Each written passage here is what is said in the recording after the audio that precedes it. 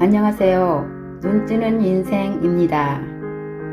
오늘의 책은 프레임, 저자는 최인철. 이 저자는 서울대학교 심리학과 교수이자 서울대학교 행복연구센터 센터장입니다.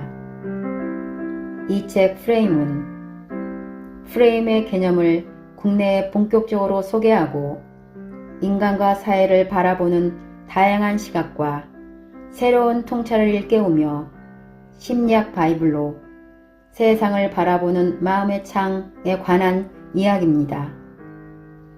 이 책에서 성취하는 사람의 프레임은 적군 프레임이다.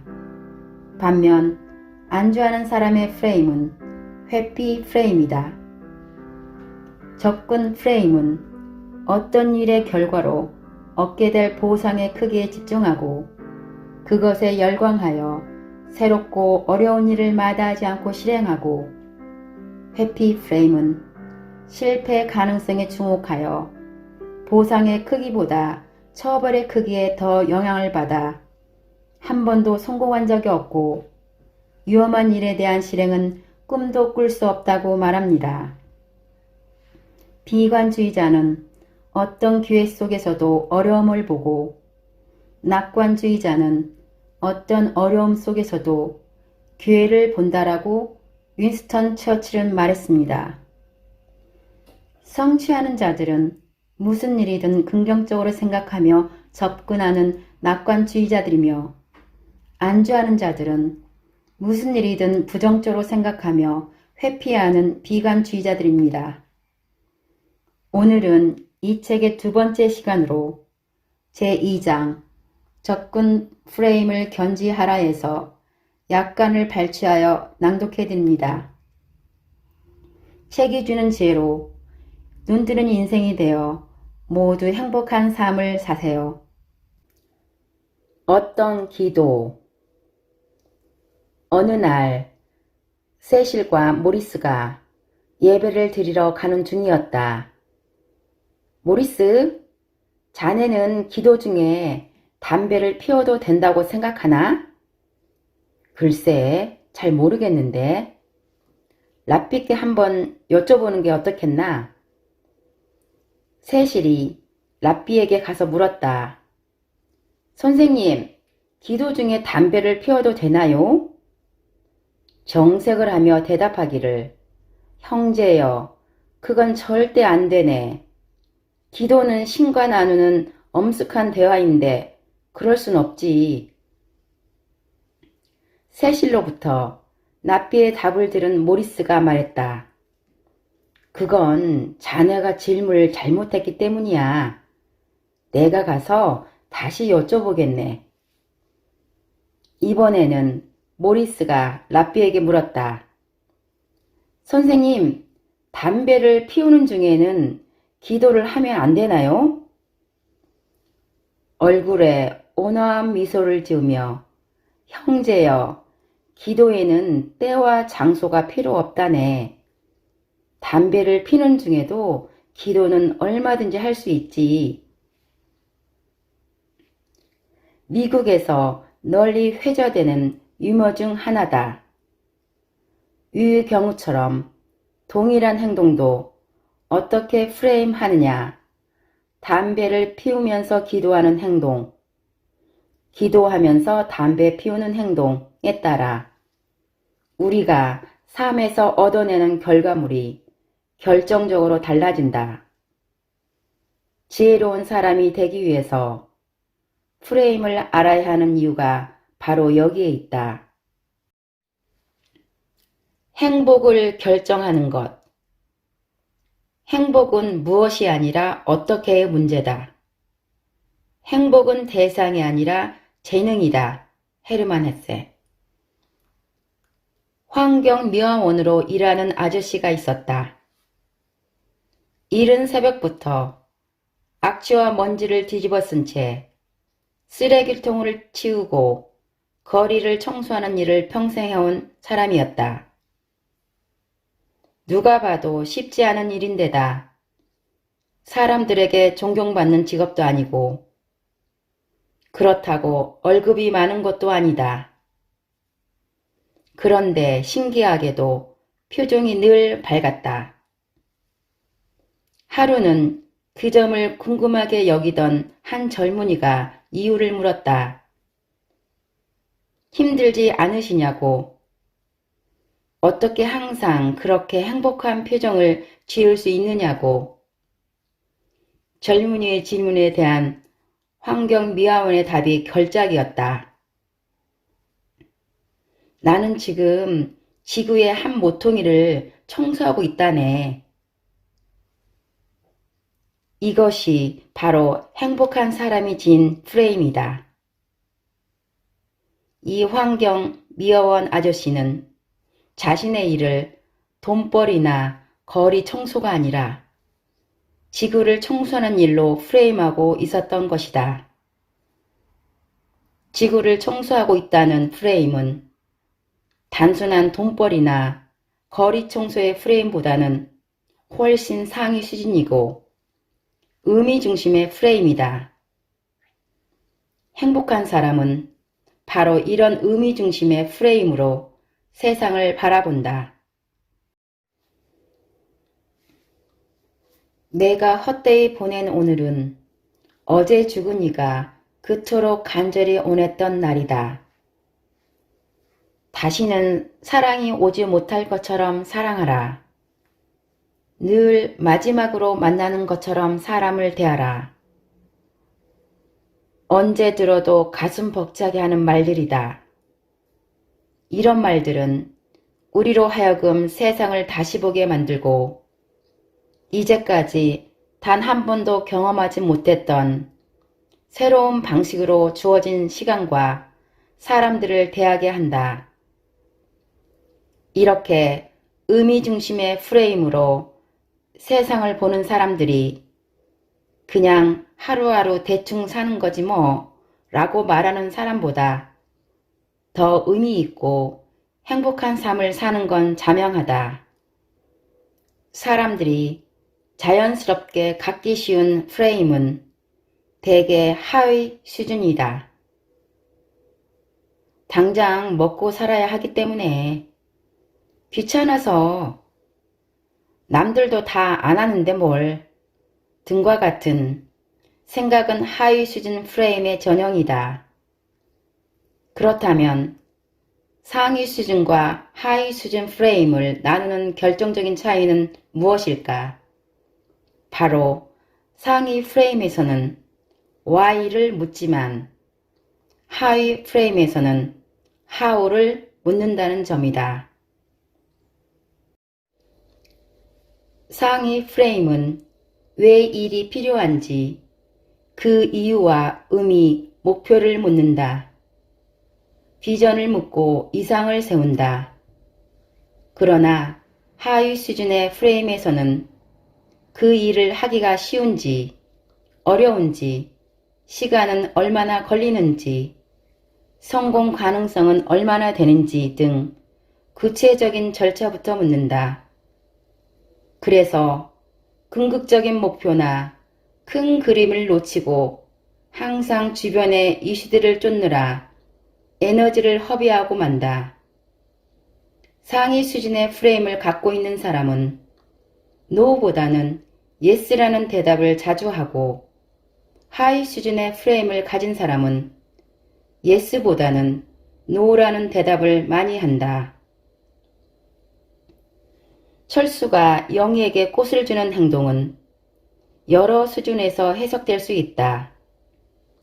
철수가 영희에게 꽃을 주고 있다고 글자 그대로 생각할 수도 있지만 철수가 영희를 좋아한다고 조금 더 추상적으로 생각할 수도 있다. 수준을 한 단계 더 높여 철수는 로맨틱하다고 생각할 수도 있다.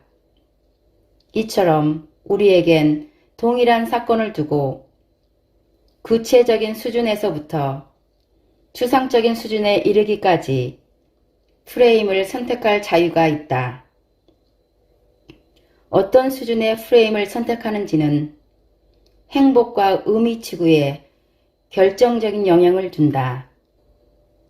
상위 수준의 프레임이야말로 우리가 죽는 순간까지 견지해야 할 삶의 태도이며 자손에게 물려줘야 할 가장 위대한 유산이다. 자녀들이 의미 중심의 프레임으로 세상을 보도록 한다면 거액의 재산을 남겨주지 않아도 험한 세상을 거뜬히 이기고도 남을 만큼 훌륭한 유산을 물려주는 것과 다름없다. 실패를 부르는 회피 프레임. 실수한 적이 없는 사람은 결코 새로운 일을 시도해 보지 못한 사람이다. 엘버트 아인슈타인. 구약 성서에는 모세가 하나님의 도움으로 이스라엘 민족을 이끌고 홍해를 건넌 후에 광야에서 생활하다 하나님이 약속한 가나안 땅으로 들어가는 과정이 나온다. 모세는 12명의 사람들을 보내 가나안 땅을 정탐하게 한다. 정탐을 마치고 돌아온 사람들이 각자의 정탐 결과를 보고하는데 12명의 10명의 보고 내용은 부정적이었다. 그 땅이 풍요롭긴 하지만 이미 거기 정착한 이민족들의 힘이 막강하기 때문에 그들과 싸워 이기기 힘들 거라는 이유에서였다. 그 땅에 발을 들어놓기도 전에 이민족들에게 패할 것이 분명하기 때문에 그 근처에는 얼씬도 하지 말자는 것이 요지였다. 그러나 12명 가운데 2명, 갈렙과 여호수아는 그 땅이 젖과 꿀이 흐르는 아름다운 땅임을 강조하며 그곳으로 진군할 것을 적극적으로 주장했다. 물론 결말은 이스라엘 민족이 하나님의 약속을 따라 가나안에 성공적으로 입성했다는 것이다. 이 이야기는 성취하는 사람과 안주하는 사람의 프레임 차이를 잘 보여준다. 성취하는 사람의 프레임은 접근 프레임이다. 반면에 안주하는 사람의 프레임은 회피 프레임이다. 접근 프레임은 보상에 주목하기 때문에 어떤 일의 결과로 얻게 될 보상의 크기에 집중하고 그것에 열광한다. 그러나 회피 프레임은 실패 가능성에 주목한다.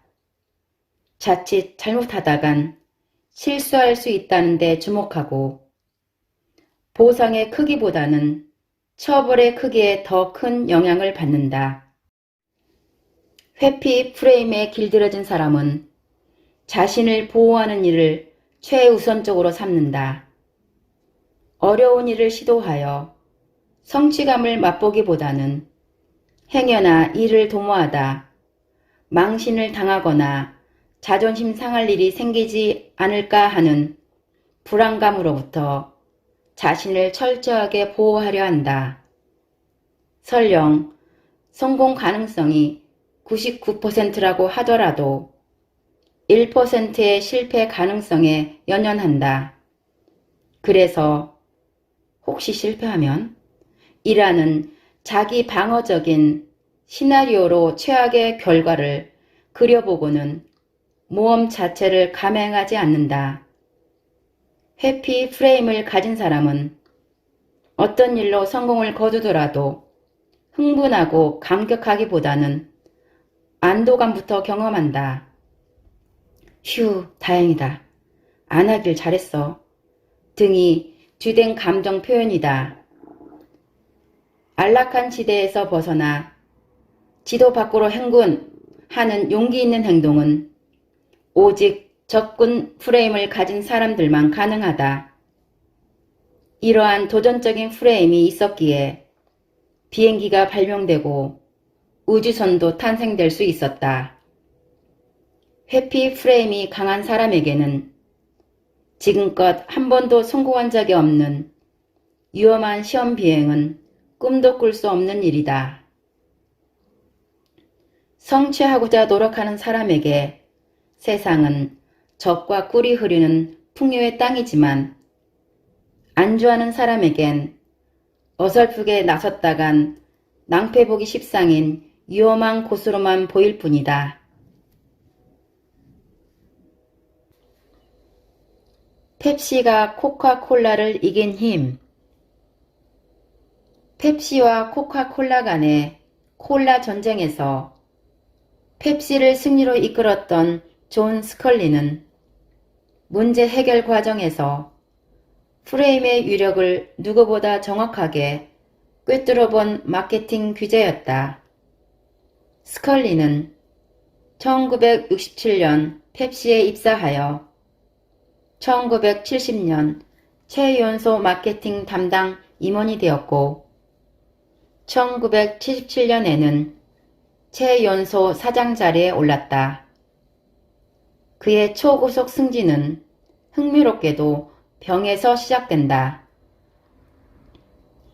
그 당시 펩시는 코카콜라의 성공이 코카콜라 특유의 병 디자인 때문이라고 진단하고 있었다. 코카콜라 병은 그 자체가 하나의 상품이고 아이콘이었다. 그래서 펩시 측은 코카콜라를 이기는 길은 코카콜라보다 더 세련된 병을 디자인하는 것이라고 프레임하고 수년간 디자인 개발에 막대한 돈을 쏟아부었다. 스컬리가 맨 처음 입사하여 배치된 곳도 새로운 병을 만드는 부서였다.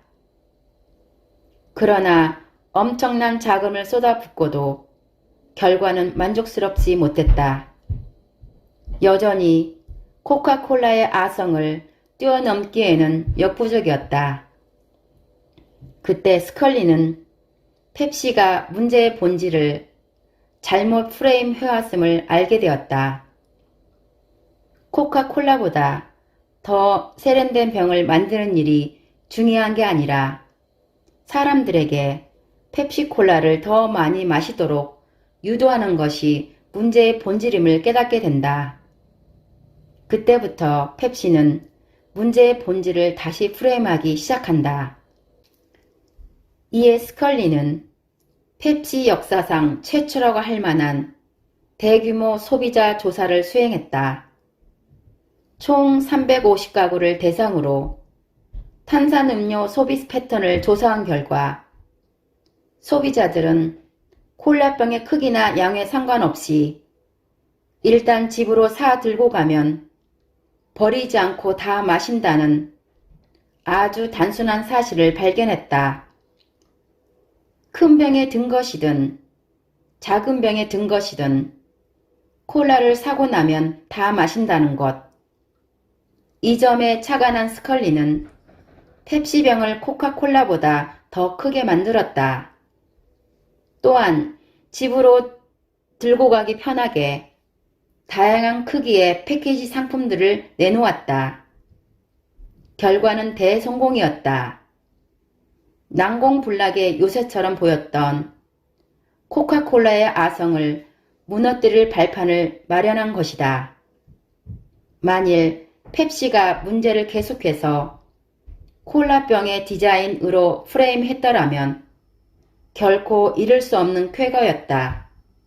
어떤 문제에 봉착했을 때 그 해결점을 찾지 못하는 이유는 처음부터 문제의 본질이 무엇인지 제대로 프레임하지 못해서일 가능성이 높다. 프레임은 문제를 해결하는 가장 중요한 열쇠다.